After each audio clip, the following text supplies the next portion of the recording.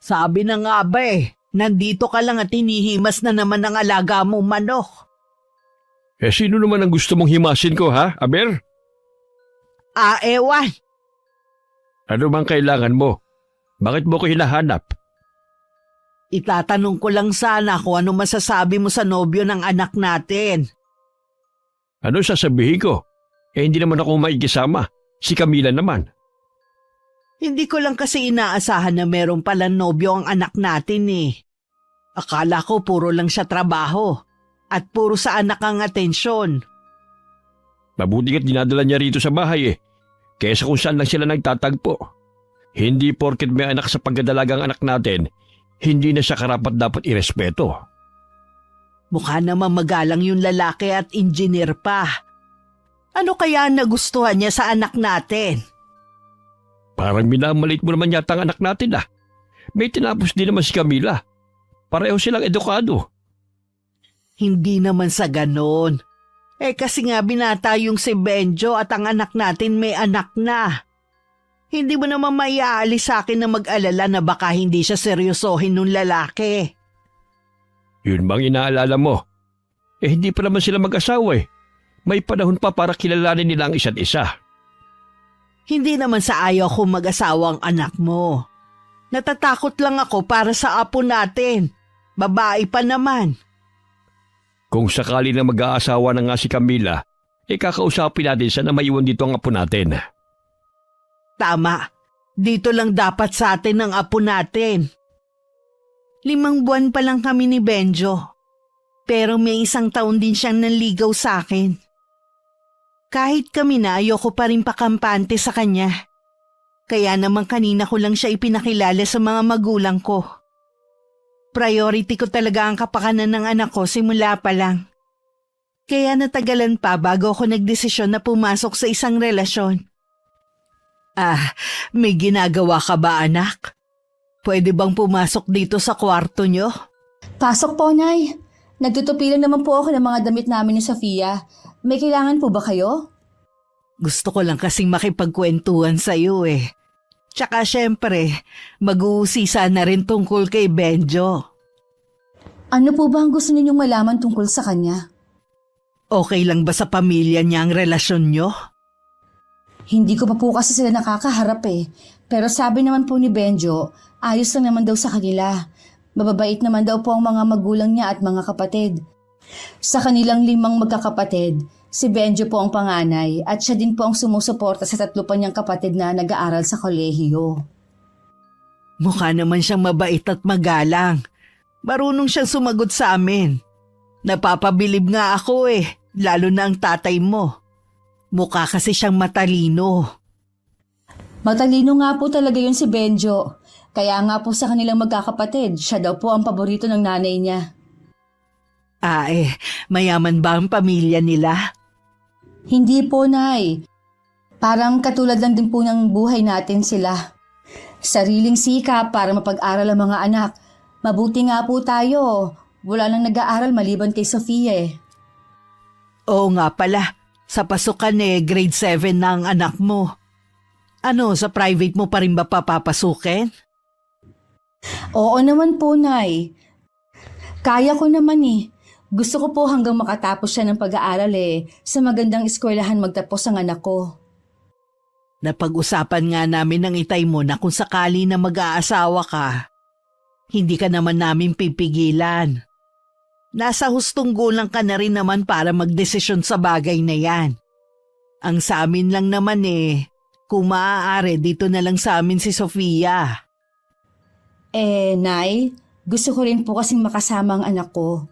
Kaya hindi ko po masasabi kung iiwan ko sa inyo kung sakali man na mag-aasawa ako. Napag-uusapan na ba ninyo ni Benjon tungkol sa kasal? Ang totoo po niyan nagpapahiwatig na po siya ng kasal. Ikaw, ano bang pasyam mo? Sigurado ka na ba sa kanya? Oo naman po. Hindi ko po siya sasagutin kung hindi po ako sigurado sa kanya. Pag-isipan mo pa rin, Iha, yung tungkol kay Sofia, ha? Kung sakali man na maiwan siya sa amin hindi naman namin siya pababayaan ng itay mo. Tsaka, hindi mo maiaalis sa amin ang mag-alala. Dahil nga hindi naman niya tunay na ama si Benjo. Matagal pa naman po ako mag-aasawa. Tsaka na lang po natin yan pag-usapan. Depende rin po kasi yan sa sitwasyon at usapan namin ni Benjo. Sige, hindi na kita aabalahin pa sa ginagawa mo. Lalabas na muna ako. Nang mga sandaling yun sa bahay ng mga magulang ni Benjo, mainit silang nagtatalo ng kanyang ina. Tutol kasi sa relasyon namin ng kanyang ina na hindi rin naman ipinapaalam sa akin ni Benjo. Ano? Namanhikan ka na ba sa bahay ng nobya mo kaya ka nandun kanina? Gusto lang po ni Camila na formal ko makilala ang kanyang mga magulang. Tapos ano? Ipinakilala ka niya sa anak niya bilang ama? Wala pong ganun na nangyari. Kung alam ko lang na sa babaeng may anak ka lang magkakagusto hindi na sana kita pinaaral. Sayang lang ang gastos namin sa'yo ng ama mo. Sana po, Nay, kilalanin niyo muna si Camila. Hindi naman po niya kasalanan na hindi siya pinanugutan ng ama ng kanyang anak. Paano kasi pinag-aral ng mga magulang paglalandi ang ina at upag? Kaya tuloy ang napala niya. Sa kabila naman po na nangyari sa kanya, nakapagtapos pa rin siya ng pag-aaral. Aba, dapat lang naman. Ano pang ipagmamalaki niya kung hindi pa siya nakapagtapos? Disgrasyada na nga siya.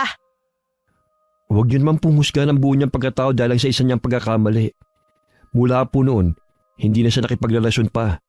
Sa trabaho at sa anak na lang niya siya nag-focus. Hindi ka nakakatiyak dyan, iho. Mabubuntis maagad siya kung hindi siya makate. At saka hindi naman kayo lagi magkasama. Paano ka nakakatiyak na maliban sa'yo wala na siyang iba? Mas higit ko pong kilala si Camila. Mabuti po siyang babae. Ibig bang sabihin yan susuwayin mo na kami ng tatay mo? Hindi naman po siya ganun. Kaya lang po nasa tamang edad na po ako para pumili ng kakasamahin ko sa buhay. Hoy Benjo, baka nakakalimutan mo. Hindi ka pa tapos sa obligasyon mo sa mga kapatid mo. Alam ko naman po yun, Nay. Huwag po kayo mag-alala. Kahit mag-asawa na po ako, tuloy pa rin ang suporta ko sa kanila hanggang sa makatapos sila. Mabuti na yung malinaw sa'yo. Hindi porke nakatapos ka na, kakalimutan mo na kami. Dapat lahat ng kapatid mo makatapos para mataas ang tingin sa atin ng mga tao. Bakit po ba lagi na lang ang sasabihin ng ibang taong mahalaga sa inyo?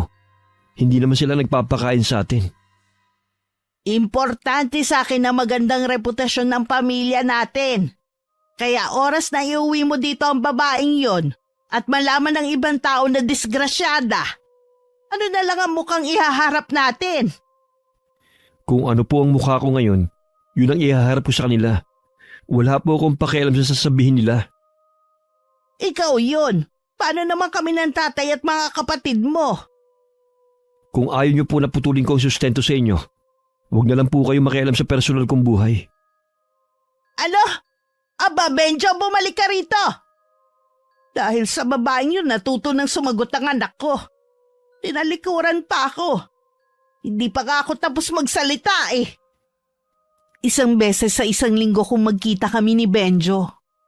Nang araw na yun, kapansin-pansin ng pagiging walang imik niya. Napansin ko na baka pagod lang siya sa trabaho. Kung pagod ka na, pwede naman tayo umuwi na lang. Ha? Ay, hindi. Kararating lang natin dito. Alis na kagad tayo. Kanina ko pa kasi napapansin na wala kang imik May problema ba sa trabaho? Walang problema sa trabaho. Mula nang ma-promote ako, dumami man ang obligasyon ko. Masaya naman ako Kung hindi sa trabaho, malamang sa pamilya mo. Ang totoo niyan, nasasakal na ako sa amin. Kung hindi ko na naiisip ang mga kapatid ko, baka matagal na akong umalis sa amin. Tungkol ba sa nanay mo? Oo.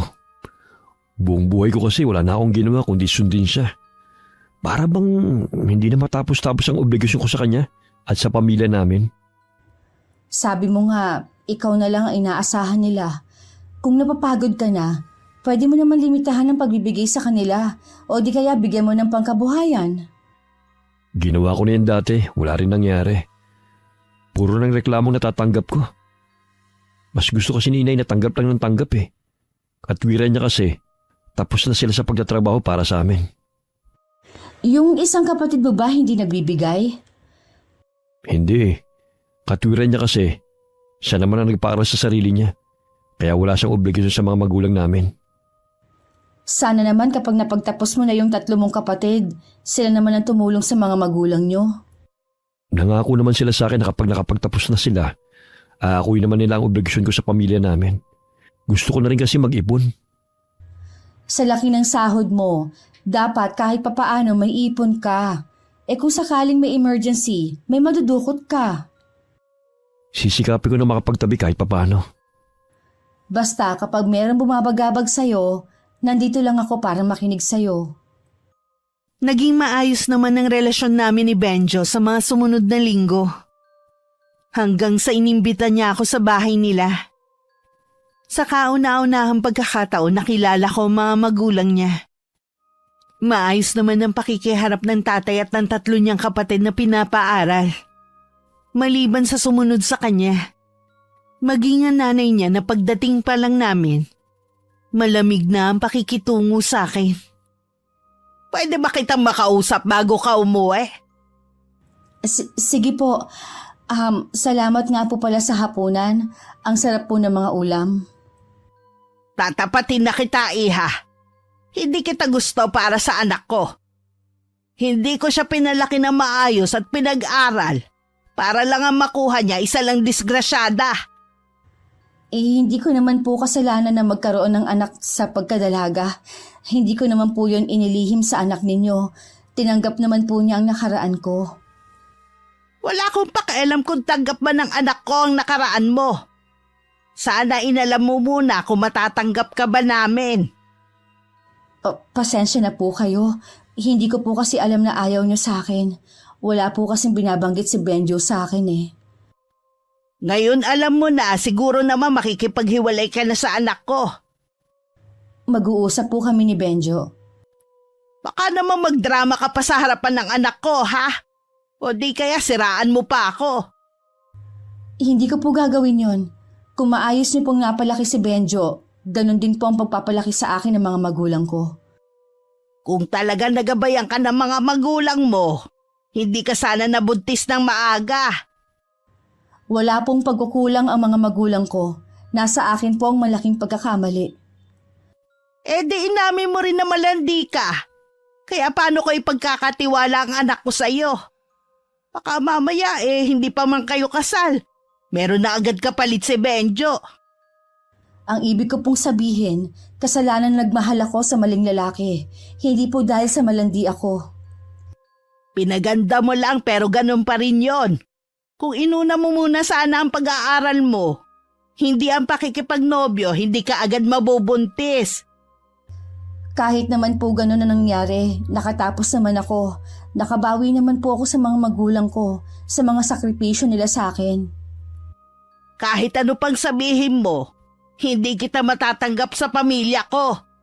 Kaya kung ako sa iyo humanap ka na lang ng ibang lalaki. Naiiyak na ako ng mga sandaling yun kaya napatango na lang ako. Nang dumating si Benjo, nagpaalam na siya sa nanay niya na ihahatid lang ako sa amin. Pero sabi ko sa kanya sasakayan na lang para hindi siya mapagod. Ayaw sana niyang pumayag. Pero sumigunda ang nanay niya. Akala ko hanggang sa kanila mo pa ihahatid ang babaeng yun. May pangalan po siya, Camila. Kahit ano pang pangalan niya, wala akong pakialam. Kaya po ba malamig ang pakikitungo niyo sa kanya? Anong sinabi niyo kanina habang magkausap kayo? Kilala mo ko, anak. Hindi ako magaling makipagplastikan. Siguro sinabi niyo kay Camila na ayaw niyo sa kanya para sa akin. Mabuti na rin na alam niya agad na hindi siya welcome sa pamilya natin. Sa inyo lang naman Pero kay tayo sa mga kapatid ko, okay naman si Camila. Ano ba nakita mo sa babaeng yun, ha? Ordinaryo lang naman ng ganda. Hindi lang naman po ang palnabas ang mahalaga. Mahal ko po si Camila dahil sa ugali niya. Para sabihin ko sa iyo, Benjo, sa umpisa lang mabait ang babaeng yon. Darating ang araw ilalabas din niya ang tunay niyang ugali. Problema ko na po yun. Hindi naman po kayo makikisama eh. Bakit ba ang tigas ng ulo mo, ha? Ayaw mo makinig sa akin. Alam ko kung ano makakabuti sa'yo. Talaga po ba? Bakit niyo po hinahadlangan ang kaligayahan ko? Alam ko na hindi ka magiging masaya sa babaeng yon. Kaya wag mo na siya ulit mapupuntahin dito sa bahay natin kahit kailan. Hindi na po talaga. Pagkatapos na naging trato niyo kay Camila, akong nahihiya sa kanya eh. Pero hindi po ibig sabihin nun, hihiwalayan ko na siya. Sige, makipagmatigasan ka sa akin. Ito ang pakatandaan mo. Hindi ka magiging matagumpay sa pagiging swail mo sa akin. Hindi ko po gusto na maging suwail. Pero sobra na po kayo sa pakikialam sa akin.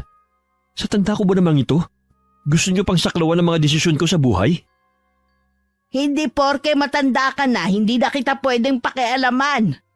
Makikialam ako sa'yo hanggat nabubuhay ako. Mabuti pa siguro umalis na lang ako sa bahay na ito. Baka sakaling magkaroon pa ako ng katahimikan. Sige, umalis ka.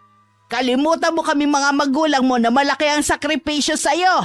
Dahil lang sa babaeng yon, handa mong talikuran ng obligasyon mo sa amin. Sinusumpa ko, hindi ka magiging masaya sa babaeng yon. Kinabukasan, nagchat na lang ako kay Benjo na wag na muna kami magkita. Ilang beses na rin siyang tumatawag pero hindi ko sinasagot. Hanggang mapansin na ng mga magulang ko na hindi na dumadalaw si Benjo sa amin. Mukhang hindi na yata pumupunta dito si Benjo ah. Masyado bang busy? Hindi ko po muna pinapapunta dito. Ha? Bakit naman? Nag-away ba kayo? Ayoko lang po siyang papuntahin dito sa atin. Baka nga po makipaghiwalay na rin ako sa kanya. Bakit gusto mo siyang hiwalayan? Kasi po, Nay, hindi ako gusto ng nanay niya eh. Hindi ba maganda ang pinakita sa'yo ng pamilya niya nung nagpunta ka sa kanila? Okay naman po ang tatay at iba niyang kapatid, maliban sa nanay niya. Tsaka, kinausap niya ako bago ako umuwi na ayaw nga niya sa akin para kay Benjo. Sinabi ba ng nanay ni Benjo ang dahilan kung bakit ayaw niya sa'yo? Dahil po sa pagkakaroon ko ng anak sa pagkadalaga. Napakababaw naman ang dahilan niya. Hindi lang naman ikaw ang naanakan lang at walang asawa. Baka naman dahilan lang niya yun. Hindi ko po alam, Nay, pero ang sakit po ng mga sinabi niya sa akin. Ano ba ang masakit? Yung mga sinabi ng babaeng yun o yung makikipaghiwalay ka na kay Benjo? Siyempre po, yung makikipaghiwalay kay Benjo. Yun naman pala eh. Huwag mong intindihin ng nanay niya. Ang mahalaga naman nagkakaintindihan kayo ni Benjo. Kesa naman pareho kayong magdusang dalawa. Tingin ko po kasi, Nay, hindi rin kami magiging masaya kung alam namin natutol sa akin ang nanay niya. Pag-isipan mo pa rin kung ano matimbang sa'yo. Sa huli kahit ano pang payo namin ng tatay mo, syempre ikaw pa rin ang masusunod. Naguguluhan nga po ako ngayon eh. Ang sakit na ng ulo ko kakaisip. Ipahinga mo muna ang isip mo. Baka naman magkasakit ka na niyan. Pati trabaho mo maaapektuhan na rin. Opo, Nay. Medyo gumaan na nga po ang pakiramdam ko ngayon dahil nailabas ko na ang sama ng loob ko. Ikaw naman kasi. Nandito naman kami ng tatay mo. Hindi ka man lang nagsasabi. Kung hindi pa kita inusisa hindi ko pa malalaman na may problema ka. Ayoko lang po kasi na mag-alala pa kayo sa akin eh. Natural lang na mag-alala kami ng itay mo dahil anak ka namin. Kaya sa susunod huwag ka na maglilihim, ha? Opo, Nay. Ang mabuti pa magpahinga ka na sa kwarto niyo ni Sofia. Baka mamaya mapuyat ka rin sa kakaisip. Bumawi ka ng tulog, ha? Sinunod ko ang sabi ni Inay. Maaga ako nagpahinga. Dahil nga puyat ng ilang gabi agad ako nakatulog. Samantala, hinanap naman ng inay ang itay sa likod kung saan naroon ng mga panabong at ilang inahing manok na alaga niya. Kanina pa kita hinahanap, nandito ka lang pala. Gabi na, bakit hindi ka pa pumapasok sa loob ng bahay? Tinignan ko lang ang mga alaga ko, mga manok. Wala na bang mahalaga sa'yo kundi ang mga alaga mong manok? Bakit ba nagdadrama ka na naman dyan, ha? Pinapansin mo na naman itong mga alaga ko. Akala mo naman hindi ka nakikinabang kapag nagkakatay ako. Paano kasi sa kaabalahan mo? Hindi mo alam na may problema na ang anak nating si Camila. Napapansin ko nga na tahimik siya nitong mga nakaraang araw. Gusto ko kasi na magkusa siyang magsabi sa akin kung may problema siya. Nagsabi na ba siya sa'yo? Oo, hindi na ako nakatiis na magtanong Nag-away ba sila ni Benjo kaya siya malungkot? Hindi sila nag-away. Pero gusto nang humiwalay ng anak mo kay Benjo. Ha? Ang gulo naman. Hindi sila nag-away, pero gusto nang humiwalay ni Camila? Ano bang dahilan niya? Hindi siya gusto ng nanay ni Benjo dahil sa pagiging dalagang ina ng anak natin. Ang babaw naman ng nanay ni Benjo. Yun nga ang sabi ko Baka may ibang dahilan ng nanay ni Benjo.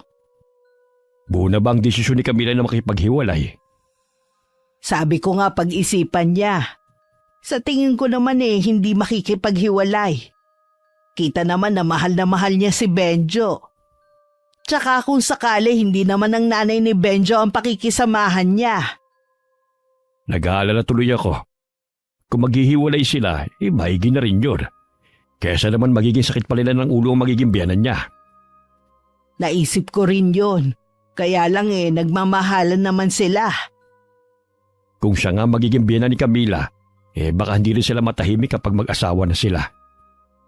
Kung sakali man magkatuluyan sila, syempre hindi tayo papayag na dun sila tumira. Hindi naman siguro papayag si Benjo na magsama ang nanay at ang anak natin sa iisang bubong. Sa bagay nga, tingin ko naman kay Benjo kaya niyang panindigan ang anak natin. Kung sakali na hindi rin talaga sila magkakaayos, mabuti pang wag na siyang mag-asawa. Ilaan na lang niya ang oras sa anak niya. Wala naman talaga kasing matinong lalaki ang tatanggap sa mga katulad niya Alam mo, hindi ko alam kung pinagtatanggol mo ba ang anak natin o minamata mo pa Alam mo naman dito sa atin, konserbatibo pa rin ang mga tao. Hindi lahat bukas ang isip pagdating sa mga babaeng naanakan lang. Akala mo ba hindi ako nasasaktan kapag nakakarinig ako ng hindi magandang salita tungkol sa anak natin?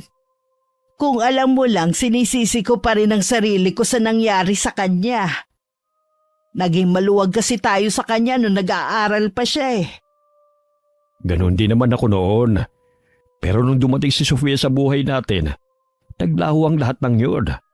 Naging masaya ang buhay natin. Siya naging magandang bunga sa nagawang pagkakamali ng mama niya. Yun nga lang. Tsaka naging mabuting ina sa kanya si Camila. Kita mo naman kung gaano niya kamahal si Sofia. Pag mabuti pa pumasok na tayo, pinapapak na kasi ako ng lamok Tinatablan ka pala ng kagat ng lamok, akala ko hindi na Oo naman. Ano kakala mo? Balat ng kalabaw na hindi tinatablan? Oo na, tara na sa loob. Dahil sa ilang araw naming hindi pag-uusap ni Benjo, lagi rin mainit ang ulo niya sa kanila. Iniiwasan din niya ang inang si Aling Saida. Habang buhay mo na lang ba kung iiwasan ha? Kung galit ka, bakit hindi mo sabihin sa akin? Ano pong silbi ng pag-iipag-usap ko sa inyo kung hindi rin naman kayo nakikinig? Ang tungkol lang naman sa babaeng yun ang ayokong marinig Yun ba ang dahilan mo ha? Kaya alis ka na maaga at uuwi naman ng gabing-gabi na at nakainom pa. Sa tingin mo habang buhay mo ko maiiwasan? Dahil sa inyo ayaw na akong kausapin ni Camila. Alam ko gusto na niya makipaghiwalay sa akin. Mabuti naman kung makikipaghiwalay na siya sa'yo. Hindi naman kasi kayo bagay Dapat nga ikaw ang mang-iwan sa kanya at hindi siya. Para malaman ng mga tao na hindi naman talaga siya karapat-dapat na seryosohin ng mga lalaki. Nadidinig niyo ba na yung mga sinasabi niyo? Kapwa niyo babae? Sinasabihin niyo ng ganyan? O bakit? Tama lang naman ang sinasabi ko Malandi ang babaeng yun kaya naanakan lang. Sa tingin mo kaya dapat siyang seryosohin? Kahit ano pa pong sabihin niyo, mahal ko si Camila. Kapag itinuloy mo ang pakikipagrelasyon mo sa babaeng yun, sisirain mo lang ang reputasyon mo. Titulado kang tao, papatol lang sa may anak. Kayo lang ang kilala ko na konserbatibo kuno, pero matinding manglahit ng kapwa. Sayang lang ang regular niyong pagpunta sa simbahan, Nay. Pati itong mga santo sa bahay na lagi niyong dinadasalan. Napaka-ipokrita niyo naman. Wala kang karapatang pagsalitaan ako ng ganyan. Anak lang kita. Kahit paulit-ulit niyo po kong sampalin, hindi niyo na mababago pa ang isip ko kung ano ang tingin ko sa inyo. Tignan mo ang ginawa ng babaeng yun sa'yo. Mula nang makilala mo siya, nag-iba ka na. Hindi po si Camila nagpabago sa akin, kundi kayo. Sobrang taas ang tingin niyo sa sarili niyo. Akala niyo ni minsan hindi kayo nagkamali sa buong buhay niyo. Hindi talaga, dahil ginagabayan ako ng Diyos para hindi magkamali. Huwag niyo pong gamitin ang pangalan niya para masabi lang na malinis kayo. Hindi mo kasi matanggap na marumi ang babaeng gusto mo Oo na, kayo na ang pinaka-perpekto sa lahat. Saan ka pupunta? Tatalikuran mo na naman ako. Nag-uusap pa tayo, bumalik ka dito. Benjo! Nang pumasok si Benjo sa kwarto niya, agad niyang kinuha ang mga damit at basta na lang inilagay sa maleta. Nagpa siyang umalis na lang kaysa lumala pa ang away nila mag-ina. Nadaanan pa niya ang ina na nakaluhod sa isang santo at nagdadasal. Sandali lang niyang sinulyapan ng ina bago lumabas ng bahay. Ano ang ginagawa mo dito? Hindi ko na matiis na hindi ka makita Tsaka, meron din akong sasabihin sa'yo. Ano naman ang sasabihin mo? Umalis na ako sa amin. Ha? Paano naman ang pamilya mo? Tuloy pa rin naman ang pagsustento ko sa kanila Walang magbabago. Ano bang dahilan kung bakit ka umalis sa inyo? Lagi kasi kami nagtatalo ni inay Wala nang katahimikan sa bahay na yan. Dahil ba sa akin kaya kayo lagi nag-aaway? Sorry Camila. Kahit anong gawin ko, hindi ka talaga magustuhan ni inay. Alam ko naman yun Kaya mas mabuti nang tapusin na natin ang relasyon natin. Hindi ako papayag. Kaya umalis na ako sa bahay dahil ikaw ang pinipili ko. Ayoko rin na masaya nga tayo. Nasasaktan mo naman ang nanay mo. Sumusobra na rin kasi siya Tingin niya sa akin bata na pwede pa niyang kontrolin. Subukan mo ulit makipag-ayos sa nanay mo.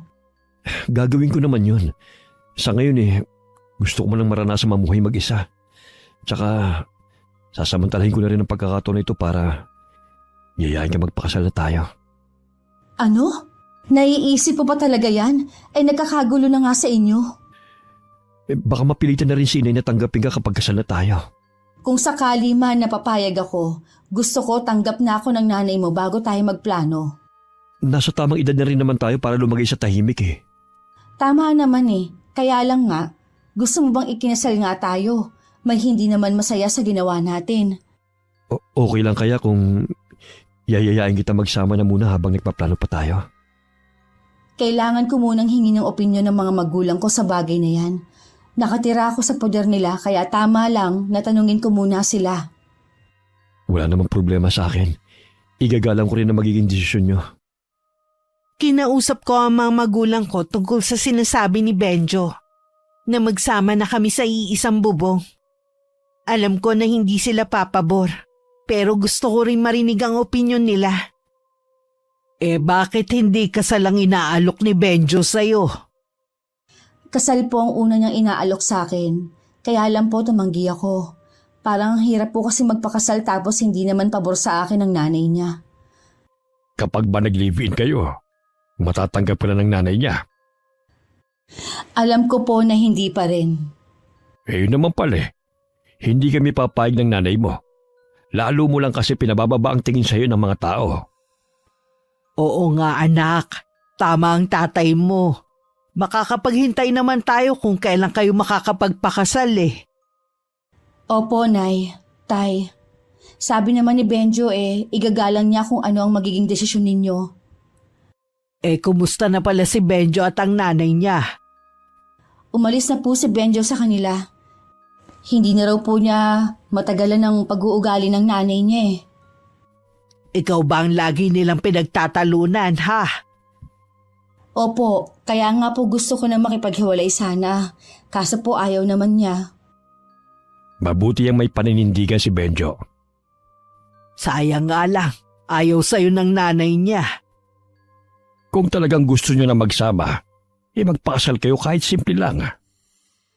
Gusto ko po sana na nandun ang pamilya niya para maging buong kaligayahan namin. Hindi yung nagsasama nga kami, alam ko na may nagagalit sa amin. Nako, kung kaharap ko lang ang magiging biyenan mo, pangangaralan ko siya. Sa tingin ko may ibang dahilan pa kaya inaayawan niya si Camila. Baka dahil din sa selos. Iniisip niya siguro na magiging karibal niya ang anak natin. Baka hindi na makapagbigay sa kanila si Benjo kapag mag-asawa na sila. Wala naman po akong balak na pigilan si Benjo sa pagtulong sa kanila. May sarili naman po akong trabaho Dahil makasarili ang nanay niya, hindi niya yun nakikita.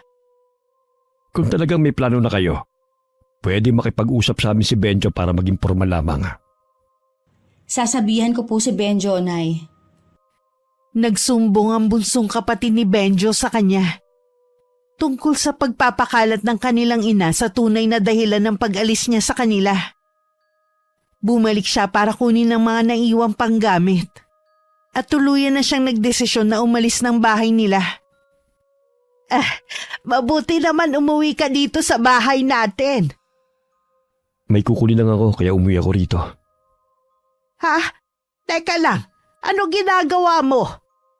Bakit mo inilalagay ang mga natira mong damit sa bag? Ito nga po ang dahilan kung bakit ako bumalik. Kukunin ko ang mga natirang gamit ko. Aalis din kagad ako at hindi na babalik. Talaga bang iiwan mo na kami? Alam mong ikaw lang ang inaasahan ng mga kapatid mo. Huwag po kayo mag-alala. Susuportahan ko pa rin kayo at mga kapatid ko. Tatanaw pa rin ako ng utang na loob sa ginawa niyong pagpapaaral sa akin. Anak, pag-usapan naman natin to. Hindi kailangan umabot sa ganito. Ano na lang ang sasabihin ng mga tao? Hindi ba ipinagkalat niyo na kaya ako umalis dahil kay Camila? Dahil na-impluwensyahan niya ako? Bahala na po kayo kung itutuloy niyo pang paninira sa kanya. Aalis na rin naman ako Hindi ko na yung madidinig pa. Totoo naman kasi ang sinasabi ko Hindi niyo naman talaga kilala si Camila para siraan. Bahala ka na kung gusto mo umalis sa bahay na to.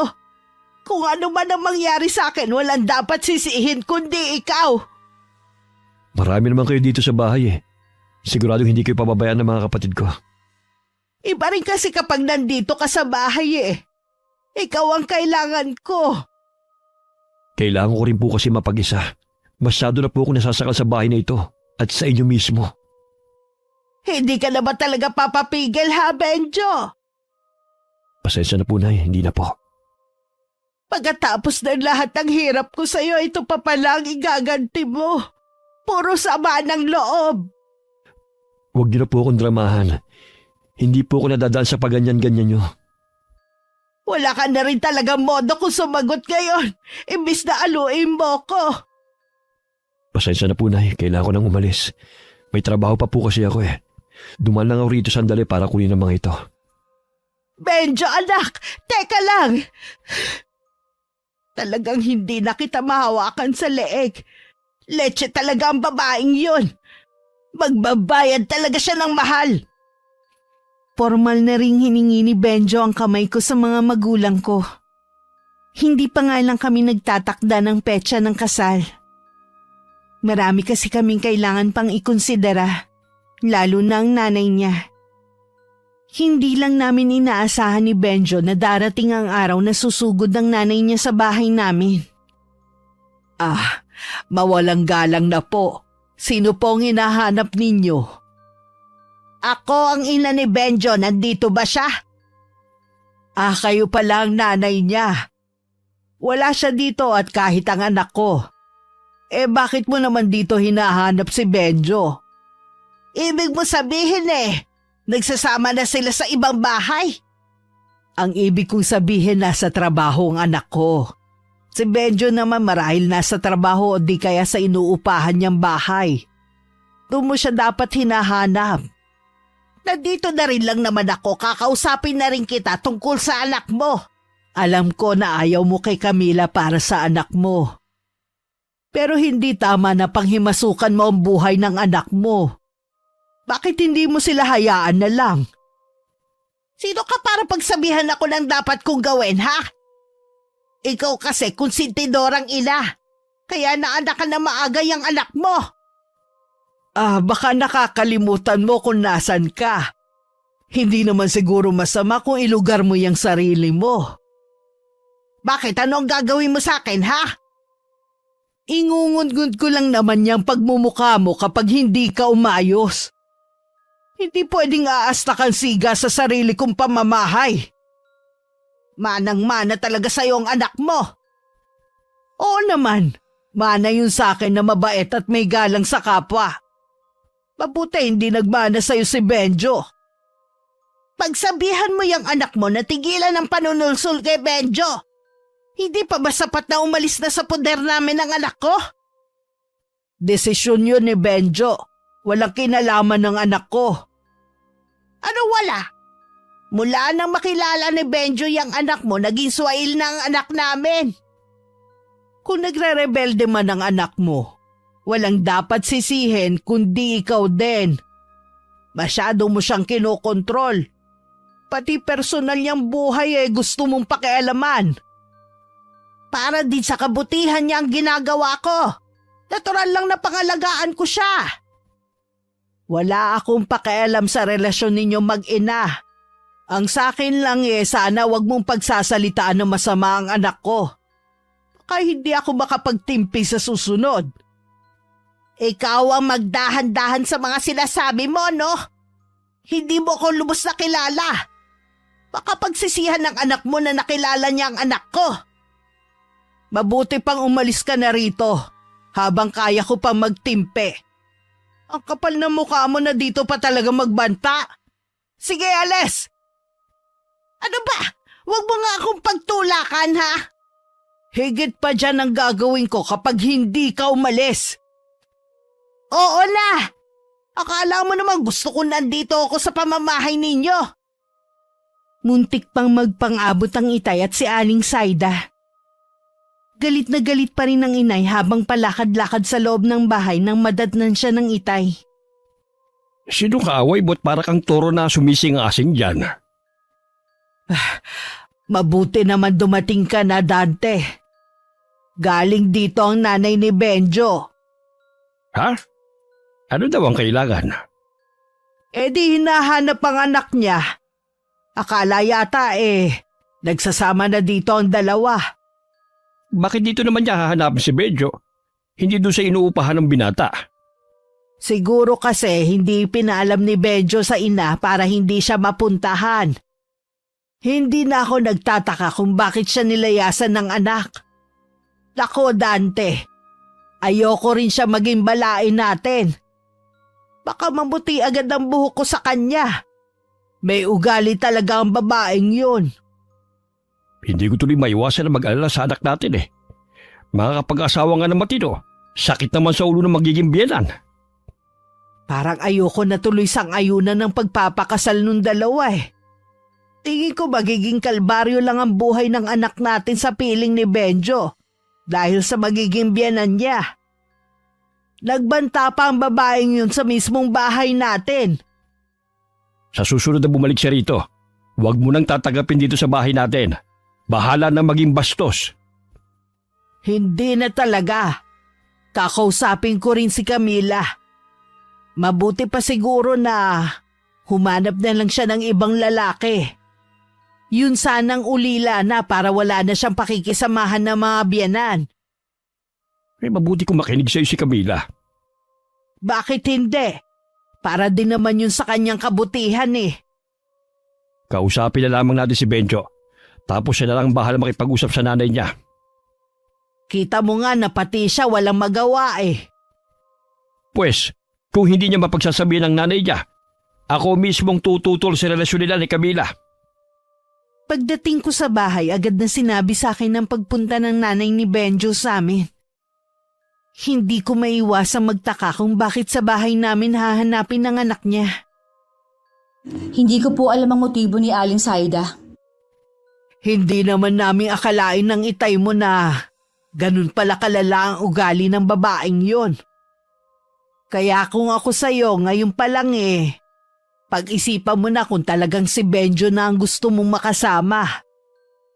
Akala ko po ba ayos na po lahat?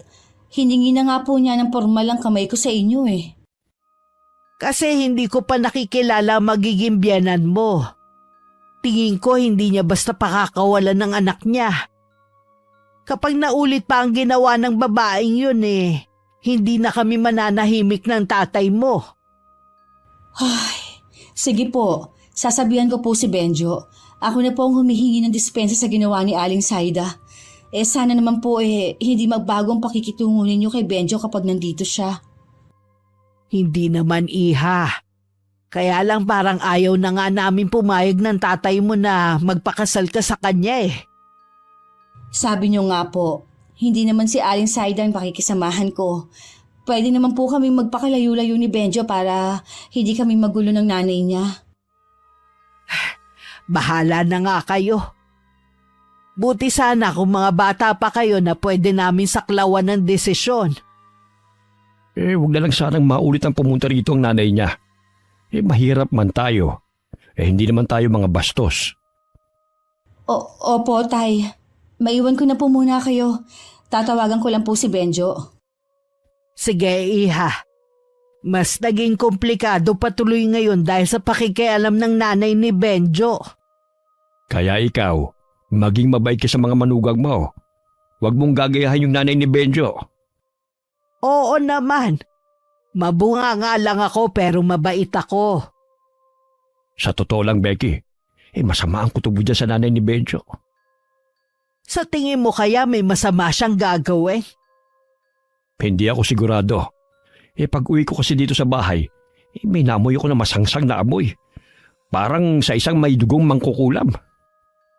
Ay Diyos ko, bigla naman akong kinikilabutan sa iyo Ang mabuti pa magpauso ka sa buong bahay para maalis ang anumang kamalasan na dala ng babaeng yon. Tinawagan ko si Benjo at sinabi ko ang pagpunta ng nanay niya sa amin. Hindi naman yun nagustuhan ng nobyo ko. Kinabukasan day off niya. Kaya umuwi muna siya sa kanila. Benjo, buti naman dinalaw mo kami. Kumain ka na ba ha? Bakit po kayo nagpunta sa bahay ng mga magulang ni Camila? Talaga bang ipinapakilala niyo ang tunay niyong ugali? Hindi ka kasi nagpapakita sa amin Kaya pinuntahan kita sa kanila. Alam niyong abala ako sa trabaho. Pwede niyo naman akong tawagan Ayaw mo naman kasi kung kausapin Lahat naman po ng pangangailangan niyo dito sa bahay binibigay ko. Ano pa ba ang kulang? Ang gusto ko umuwi ka na rito sa bahay. Tapos ano po? Araw-araw niyo kong susumbatan? Dahil ayokong iwan si Camila? Dumating na pala si Cindy. Di ba pinagtuunan mo naman siya ng pansin dati? Siya na lang ang gustuhin mo. Hindi yung may anak na. Hindi ko gusto si Cindy. Tsaka ang layo niya kay Camila na edukadong tao. Kaya niyo lang yata gustong babae yun dahil may pera sila. Alam ko mapapabuti ka kay Cindy. Hayaan na naman po kayo Ipipilit niyo na naman ang gusto niyo. Talaga bang hindi ka na mapakiusapan ha? Talaga bang inuubos mo na ang pasensya ko? Mali yata na nagpunta pa ako rito. Pakiusap ko sa inyo. Huwag na kayong pupunta kina Camila. Bigyan niyo naman ako ng kahihiyan. Pagsisisihan mo ang ginawa mong to, Benjo. Tandaan mo! Lagi na lang kayo nagbabanta. Gawin niyo na lang ang gusto niyo. Hindi naman binigyan ng pansin ni Benjo ang mga banta ng kanyang ina. Inakala lang kasi niya na dahil lang yun sa galit. Lingid sa kanya may alam sa karunungang itim ang kanyang ina na itinago sa kanilang magkakapatid. Okay ka lang ba? Oo naman. Bakit mo naitanong? Namumula ka kasi at matamlay din eh. Baka sa sobrang init lang kaya ako namumula. Tsaka pagod kasi ako maghapon eh. Tapusin lang natin ang pagkain, tapos ihatid na kita sa inyo. Gusto ko pa sana mamasyal kaso hindi ko na talaga kaya. May ibang pagkakataon pa naman eh. Magpahinga ka na lang muna. May iba nga pala ako. Nagkausap na ba kayo ng nanay mo? Sa totoo lang, hindi ko na alam ang gagawin ko. Habaan mo lang ang pasensya mo. Nanay mo pa rin siya. Kahit nga ang itay at mga kapatid ko, kinakausap na rin siya pero hindi talaga siya nakikinig. Sabihin mo lang kung nahihirapan ka na. Pwede naman ako magparaya eh. Hindi naman ako papayag nun. Paano kung hindi tayo tigilan ng nanay mo? Kaya nga hindi ko sinasabi kung saan ako nakatira eh. Basta, huwag ka pa rin magsasawa sa pagbibigay ng tulong sa kanila. Oo naman. Wala namang ibang tutulong sa kanila kundi ako. Huwag mo munang intindihin kung paano tayo makakaipon para sa kasal natin. Pasensya ka na ha, kung hindi kita mabibigyan ng bonggang kasal. Ano ka ba? Hindi naman yun ang mahalaga sa akin eh. Salamat sa walang sawang pangunawa sa akin. Pagkatapos naming kumain, hinatid na ako ni Benjo sa bahay. Hindi na rin siya nagtagal. Pakiramdam ko ng mga oras na yon, hinang-hina ako. Ayos ka lang ba, iha? Opo, Nay. Napagod lang ako. Si tatay po. Oo nga pala, umalis kanina. Tumawag kasi ang hipag niya. Na-aksidente daw ang kapatid. Ang tiyo Wancho mo. Kaya umalis siya agad. Dapat nga sasama ako eh. Kaya lang iniisip ko si Sofia. Walang mag-aasikaso. Kumusta na kaya si Chong? Kanina ko pa nga hinihintay ang tawag ng tatay mo eh. Gusto ko na rin makibalita. Sana naman po hindi ganun kalubhang naging aksidente ng kapatid niya. Oo nga, dadalawa na lang pati silang magkapatid. Baka hindi mo na makauwi ang itay mo ng ilang araw. Bakit parang hinihingal ka dyan? Ay, ewan ko nga po ba. Ang bilis ng pintig ng puso ko. Hindi naman po ako kinakabahan. Bakit nga kaya? Halika nga, hihipuin ko yung noo mo. Oh, wala ka namang lagnat ah. Ang lamig ng pawis mo. Ano bang nararamdaman mo? Parang pagod lang po yung pakiramdam ko. Sobrang sipag mo kasi sa trabaho eh. Mula noon hindi ka pa nakakapagbakasyon. Alam niyo naman po may anak akong kailangang buhayin. Hindi po ako pwedeng tumigil kahit sandali sa trabaho. Inaalala ko kasi baka naman magkasakit ka. Isa po yan sa ipinagdarasal ko na sana huwag mangyari sa akin. May awa ang Diyos. Hindi ka niya pababayaan. Si Sofia nga po pala. Nasa bahay ng kaklase. Malapit lang naman ang bahay dito sa atin eh. Napakaswerte ko sa anak ko. Kahit lumaki siyang walang ama, napakabait naman niyang bata. Nasa pagpapalaki rin yan kasi. Hindi porke buo ang isang pamilya eh. Magiging maayos na ang paglaki ng mga bata.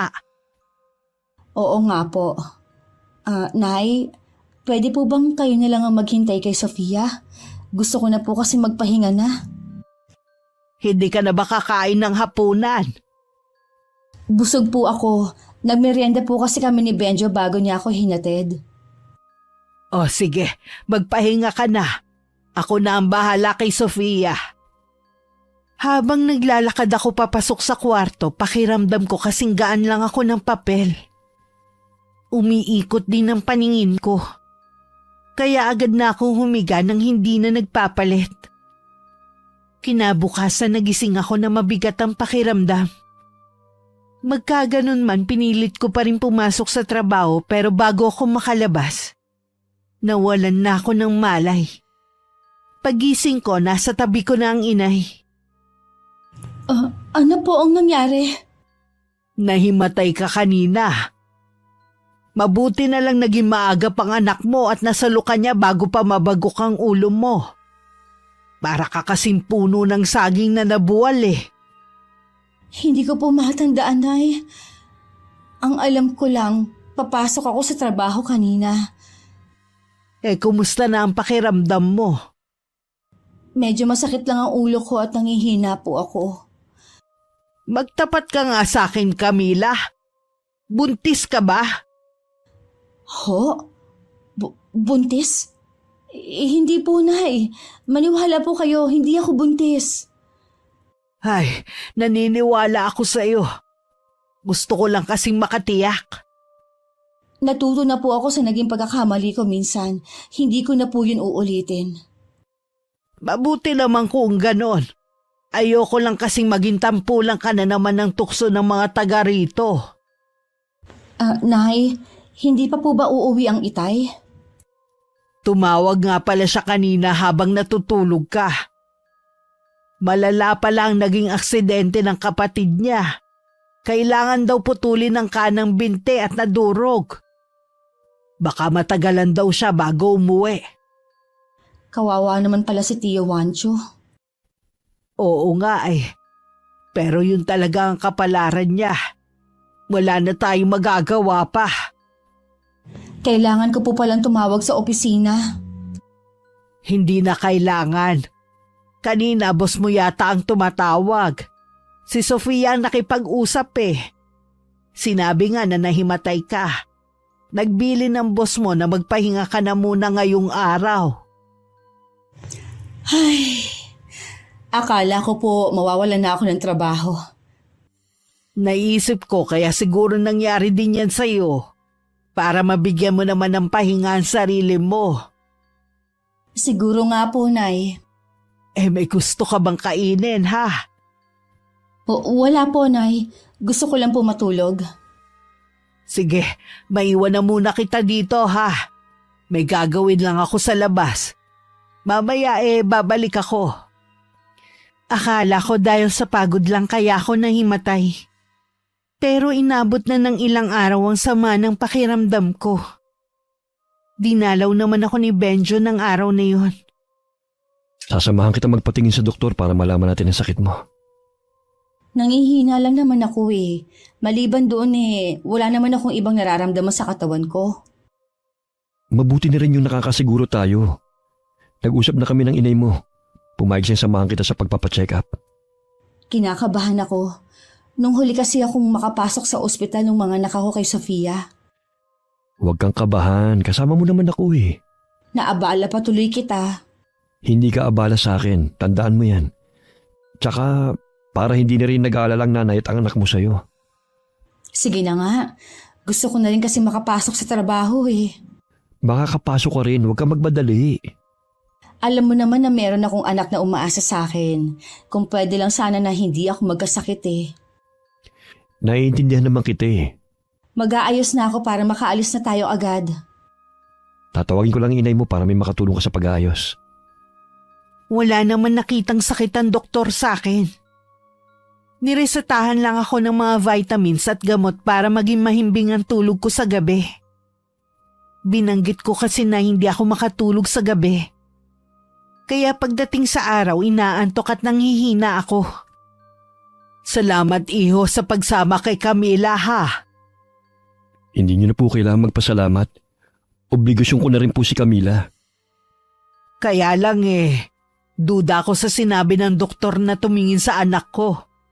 Sigurado ba sila sa pagsusuri nila? 2 doktor po ang tumingin kay Camila. Pareho po sila na naging pagsusuri. Si nanay talaga.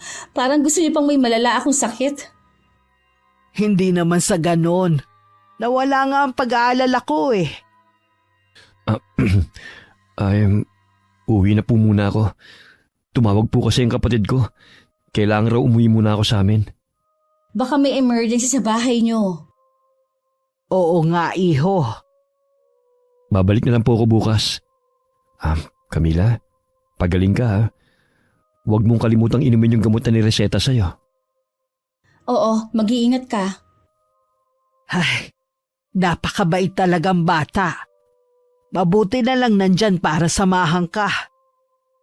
Oo nga po, habang tumatagal mas lalo ko pong nakikilala si Benjo. Masasabi ko na mabuti siyang tao, lalo na sa mga kapatid. Tapos ang nanay niya hindi man lang makita ang halaga niya. Sana nga po magbago na ang nanay niya. Muntik ko na makalimutan. Meron nga pala nagpadala sa'yo ng bulaklak. Hindi ko naman alam kung kanino galing. Teka, kukunin ko. Inilagay ko sa isang florera na may tubig para hindi malanta.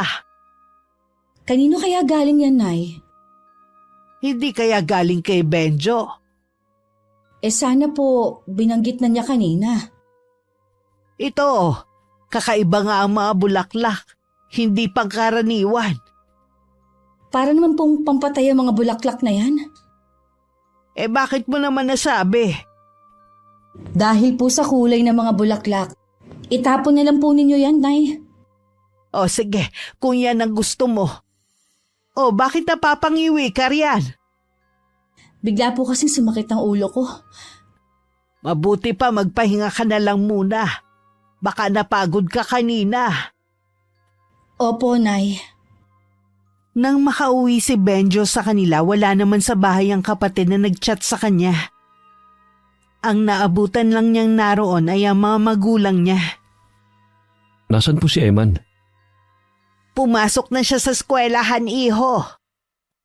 Akala ko meron siyang importanteng sasabihin sa akin.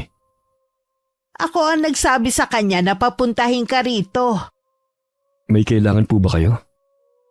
Gusto ko kasing humingi sa'yo ng pasensya, anak . Kung sumusobra na ang pakikialam ko sa buhay mo, sana mapatawad mo ko. Bigyan mo sana ako ng isa pang pagkakataon. Totoo po ba yan? Oo, anak. Gusto ko rin sanang humingi ng paumanhin sa nobya mo. Sigurado po na matutuwa si Camila nito. Pwede mo ba siyang imbitahin dito sa atin? Gusto ko kasing makabawi sa kanya . Pwede naman po, kaya lang. Hindi ko lang po kailan. May sakit po kasi si Camila ngayon . Ha? May sakit si Camila? Trangkaso ba o malala? Wala naman po makita ang sakit ang doktor na tumingin sa kanya . Baka pagod lang po sa trabaho. Dapat ingatan niya ang sarili. May anak pa naman siyang umaasa sa kanya. Oo nga po. Gusto na niyang pumasok sa trabaho pero nangihina pa siya. Huwag niya kamong puwersahin ang sarili. Mas mahalaga ang kalusugan niya. Salamat po na nagmamalasakit kayo sa kanya. Akala ko hindi na kayo magbabago pa . Nung umalis ka rito sa bahay, marami ako napagtanto na mali kong ginawa. Nahihiya nga ako sa iyo . Salamat po, Nay. Akala ko talaga ikakasal kami ni Camila na hindi tayo nagkakaayos. Meron na bang petsa kung kailan ang araw ng kasal ninyo? Wala pa po, Nay. Pero formal ko na pong hiningi ang kamay niya. Ipinagmamalaki ka namin ng tatay mo, anak. Huwag po kayong mag-alala. Kahit ikasal na kami ni Camila, tuloy pa rin pong suporta ko sa inyo. Salamat, anak. Alam ko na hindi mo na kami obligasyon pero wala namang kaming ibang maaasahan kundi ikaw . Naiintindihan ko naman po yun. Siya nga pala, kapag dumalaw ka ulit kay Camila, ibigay mo tong maliit na santo na yari sa kahoy. Itabi niya kamo sa pagtulog. Siguradong gagaling siya agad. Kamukha po ito ng santo na kulay itim na lagi niyong dinadasalan? Oo, maliit na replika yan nun. Ibibigay ko po ito sa kanya bukas. Kinabukasan, pagdalaw ni Benjo, ibinigay niya agad sa akin ng maliit na santo. Inilagay ko yun sa tabi ko. Hindi ko rin maitago ang saya ko dahil sa wakas, natanggap na rin ako ng nanay niya. Sa wakas, dininig na rin ang panalangin ko. Akala ko hanggang maikasal tayo hindi ako matatanggap ng inay mo. Masasabi ko na isang himala ang nangyari. Hindi ako makapaniwala na magbabago pa ang inay. Lahat naman ng tao pwede magbago . Tama ka. Kailangan mo na magpalakas. Gusto kasi ni inay na imbitahan ka sa bahay. Oo, pipilitin ko na magpalakas agad. Excited na ako makaharap ang nanay mo. Dapat siguro magpaaraw ko sa umaga. Namumutla ka na kasi dahil lagi ka lang dito sa kwarto. Hindi kasi ako makatulog sa gabi. Umaga na ako nakakatulog. Di ba niresetahan ka ng pampatulog ng doktor? Hindi naman tumatalab sa akin eh. Mas lalo nga akong gising na gising sa gabi. Dapat siguro magpa-check up ka ulit. Wala naman akong nararamdaman kundi panghihina. Sa ibang doktor naman tayo pupunta para makatiyak tayo kung ano ba talagang sakit mo. Benjo, ayoko nga lang banggitin to kay inay dahil ayoko mag-alala pa siya sa akin kung ano-anong naririnig ko sa gabi. Para bang merong naglalakad, tapos meron pang nagbubukas ng bintana. Paggising ko, bukas nga talaga. Akala ng inay binuksan ko lang. Baka naman guni-guni mo lang naririnig mo. Totoo lahat ng sinabi ko. Hindi ko yun guni-guni lang. Natatakot lang talaga akong magmulat ng mga mata ko. Hindi ba kasama mo si Sofia dito sa kwarto? Pinalipat ko muna sa kwarto ng nanay para kung sakaling may sakit ako, hindi siya mahawa. Sabihin mo sa nanay mo nangyayari sa'yo para masamahan ka niya sa gabi. Gustuhin man kitang samahan, hindi naman pwede. Lalabanan ko na lang ang nararamdaman kong takot. Pinakamabisang panlaban, dasal.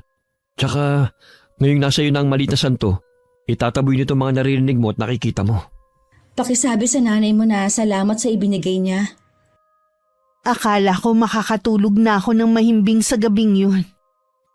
Pero nagkamali ako. Mas nadagdagan pa ang mga naririnig ko.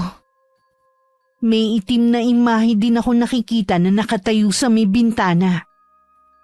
Bigla ko naisip na baka siya ang nagbubukas ng bintana sa kwarto ko. Kinabukasan, pinilit kong bumangon at lumabas. Gising ka na pala, iha. Maayos na ba ang pakiramdam mo? Nangihina pa rin po. Saan po kayo galing? Sa labas, kinausap kasi ko ng mga kapitbahay natin eh. Tinatanong ko sino daw yung nakabelong itim na nakatayo sa may bintana ng kwarto mo. Sabi ko baka ikaw lang kako. Pinagpipilitan ba naman na hindi ikaw? Mas marunong pa sila sa akin. Kung ganun, totoo pala talagang nakita ko. Meron ka bang sinasabi, iha? Wala po, Nay. Nabanggit pala ni Benjo na sasamahan ka ulit niya magpa-check up sa day off niya. Tsaka, nabanggit din niya na nagbago na raw ang nanay niya. Tanggap ka na raw bilang manugang.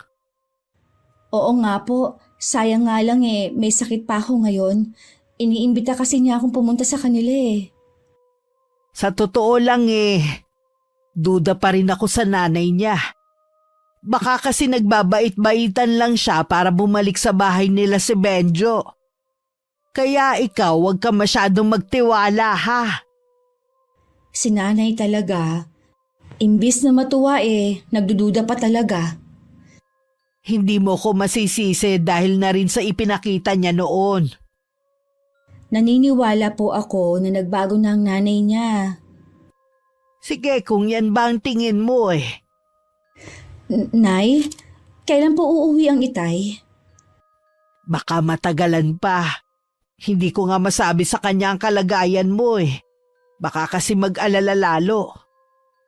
Huwag niyo lang po banggitin. Ayoko makadagdag pa sa alalahanin niya. Teka, gusto mo na bang kumain? Mamaya na lang po. Nay, pwede po bang samahan niyo ako sa gabi sa kwarto? Hindi po talaga kasi ako makatulog O sige, kaya na naman mag-isa ni Sofia sa kwarto Akala ko dahil katabi ko ang inay makakatulog na ako. Pero nagkamali ako. Pareho kaming hindi na nakatulog. Lahat ng nararamdaman ko, nararamdaman din ni inay. Ano ba meron sa kwarto mo ha? Sino yung nakaitim sa may bintana? Baka yun ang nakikita ng mga kapitbahay natin. Ngayon lang naman po nangyari to. Mula nang magkasakit ako, Nay. Ilang gabi na akong binabagabag. Bakit ngayon mo lang sinabi? Ayoko po kasi mag-alala kayo sa akin eh. Kaya lang natatakot na rin ako lalo't may nakita ang mga kapitbahay natin sa kwarto ko. Wala pa naman ang tatay mo rito. May alam kasi siya sa mga ganitong kababalaghan eh. Sa gabi lang naman po ako nakakaranas ng kababalaghan eh. Tatawagan ko ang itay mo mamaya at pauuwiin ko na siya rito. Habang wala po ang itay, pwede po bang dumito muna si Benjo? Mabuti pa nga. Hindi naman natin kasi pwedeng asahan ng iba mong kapatid eh. Dahil pamilyado na rin. Inaalala ko lang po yung sasabihin ng mga tao.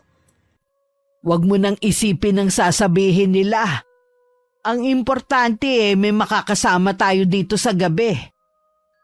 Akala ko pa naman makakatulong ang santo na bigay ni Aling Saida. Santo? Nasaan? Patingin nga ang sinasabi mong santo. Kukunin ko muna yung sinasabi mong santo. Ay, nakuha niyo na po ba?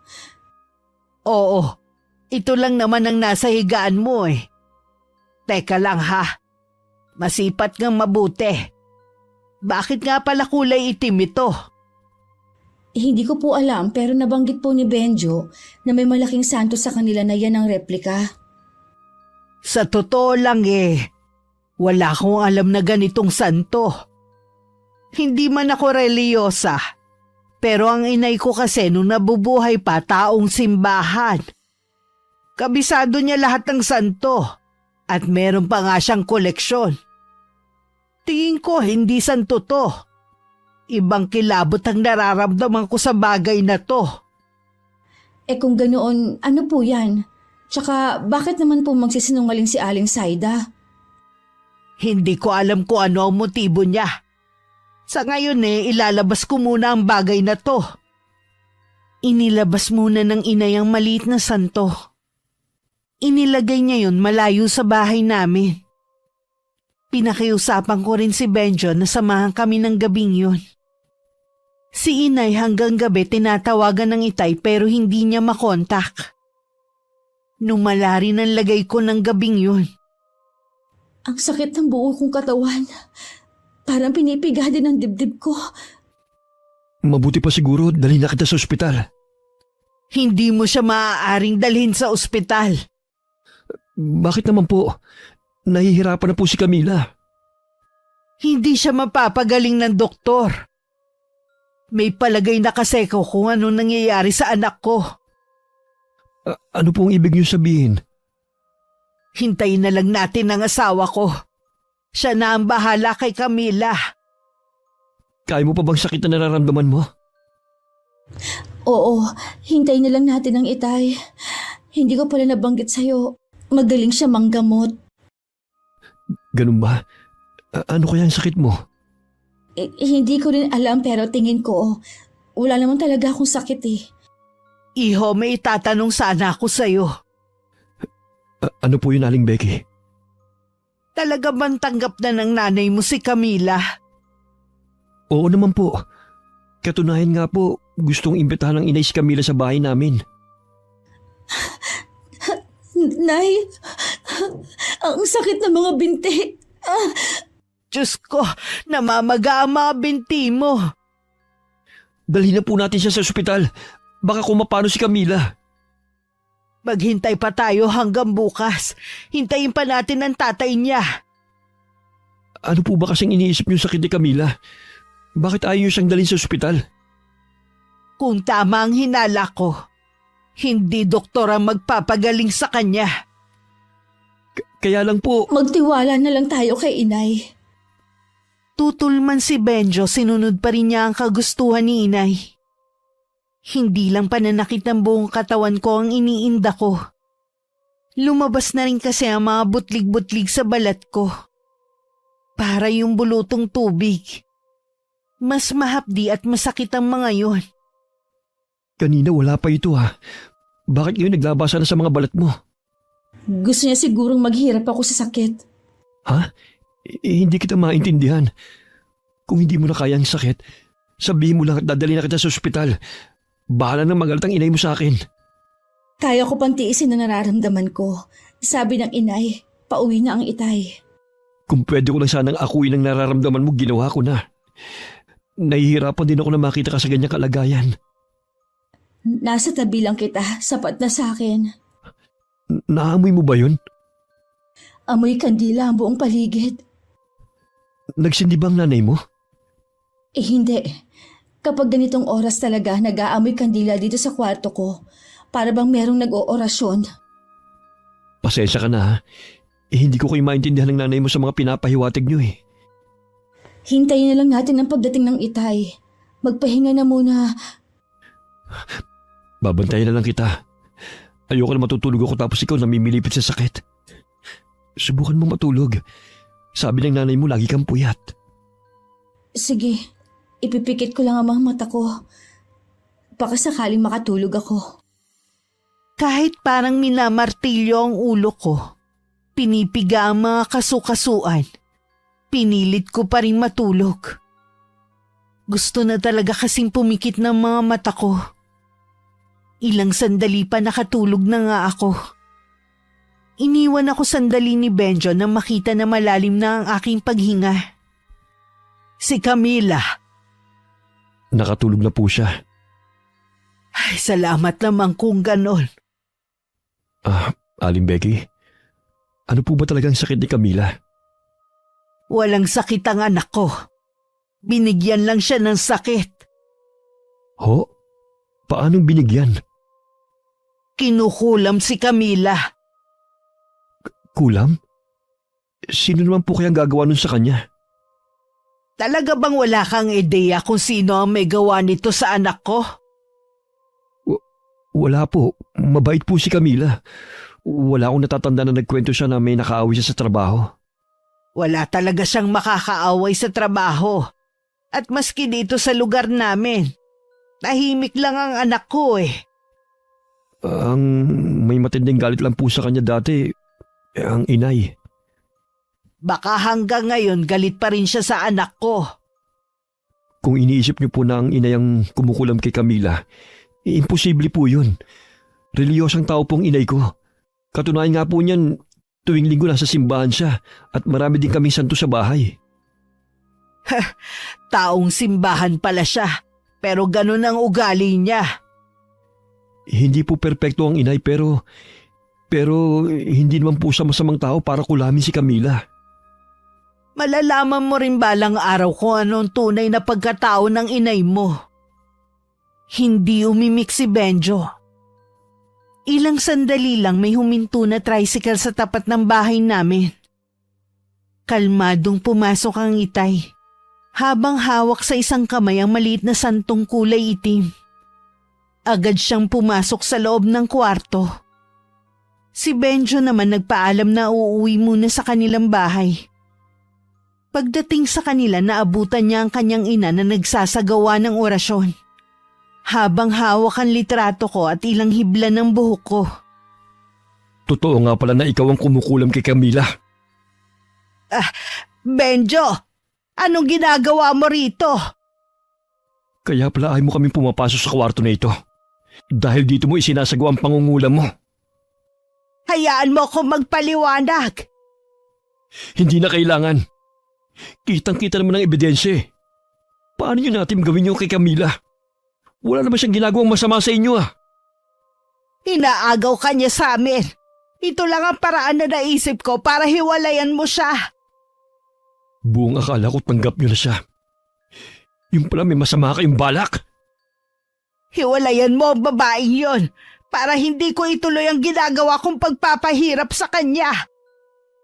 Hindi ko po kayo susundin. Talagang hinahamon mo ko. Bakit namamatay ang mga kandila ko? Wala namang hangin na pumapasok ka. Isang manggagamot ang ama ni Camila. Umpisa pa lang, alam na nila na kayong nasa likod ng nangyayari kay Camila. Ano ka mo? Hindi ako naniniwala na may tatalo sa kapangyarihan ko. Tumigil na kayo. Pabayaan nyo na si Camila. Lintik! Namatay lahat ng kandila ko! Natalo ko! Ibig lang pong sabihin, hindi kailanman magtatagumpay ang kasamaan laban sa kabutihan. Oo na, magsama na kayo ng babaeng yon. At huwag ka na magpapakita sa akin kahit kailan. Sa kabila ng ginawa niyo, pinapatawad ko pa rin kayo. Nang bumalik si Benjo sa bahay namin, magaling na ako. Humingi din siya ng kapatawaran sa amin ng mga magulang ko sa ginawa ng kanyang ina. Magkaganon man, hindi na muling bumalik sa dati ang relasyon nilang mag-ina. Makalipas ang 1 taon, tsaka lang kami nagdesisyon na magpakasal ni Benjo. Wakas. Okay, shoutout po tayo. Shoutout sa Olarve family. Kay Cleo Abogadie. Reyna Selulang from Makamot, Binangonan, Rizal. Hello kay Aiko Villesa from Bahrain. Francisco Neng from Saudi Arabia. I Love Traveled.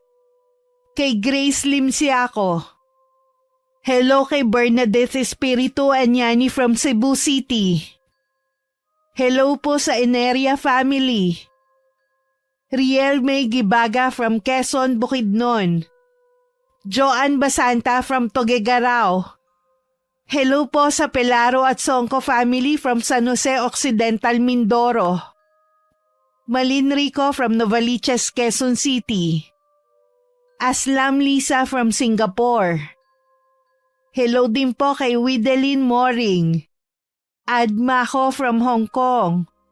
Jocelyn from Japan. Sheila Grace Kisagan from China. Minda Sanchez from Orion, Bataan. Anthony Villarosa from Bacolod City. Hello kay Lily One from Taiwan. Shout out sa Viohan family from Caloocan City. Hilda de la Cruz from Morong, Rizal. Hello po sa De La Paz family from Muntinlupa. Kay Rera Sales from General Santos City. Lucy Indaya from Saudi Arabia. Dandy Panal from East Coast, Zamboanga. Hello kay Nesilda Mamado na laging nakikinig. Jessica Rojas from Kuwait. Hello po sa Pastor family from Nasugbu, Batangas. Mangyan Vlog 2019 from Riyadh, Saudi Arabia.